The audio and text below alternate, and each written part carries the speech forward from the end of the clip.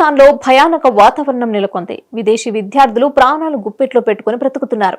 విదేశీ విద్యార్థుల్లో ఎక్కువ మంది తెలుగువారే ఉండటం గమనార్హం. వీరంతా తమ దుర్భర పరిస్థితులను వివరిస్తూ స్వరాష్ట్రంలో తమకు తెలిసిన వారిని సంప్రదిస్తున్నారు.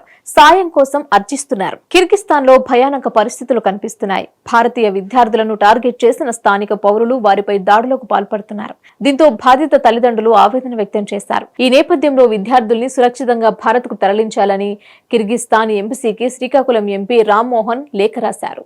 తెలుగు రాష్ట్రాల నుంచి దాదాపు 2000 మంది విద్యార్థులు కిర్గిస్థాన్లో ఉన్నారు. విద్యార్థులు బస చేసిన హోటల్స్ రూమ్ పై దాడులు చేశారని, తుపాకులు తీసుకొచ్చి బెదిరింపులకు పాల్పడ్డారని వార్తలు వినిపిస్తున్నాయి. రాడ్లు, కర్రలతో విద్యార్థులపై దాడులకు తెగబడ్డారని పలువురు బాధితులు వాపోతున్నారు. దీంతో విద్యార్థులు ప్రాణాలు అరచేతిలో పెట్టుకుని బ్రతుకుతున్న పరిస్థితి కనిపిస్తోంది. కిర్గిస్థాన్లో భయానక పరిస్థితులపై తల్లిదండ్రులు ఆవేదన వ్యక్తం చేస్తున్నారు. ఈ నేపథ్యంలో కజకిస్తాన్ ఎంబసీకి శ్రీకాకుళం ఎంపీ రామ్మోహన్ లేఖ రాశారు. విద్యార్థుల్ని సురక్షితంగా భారత్కు తరలించాలని విజ్ఞప్తి చేశారు.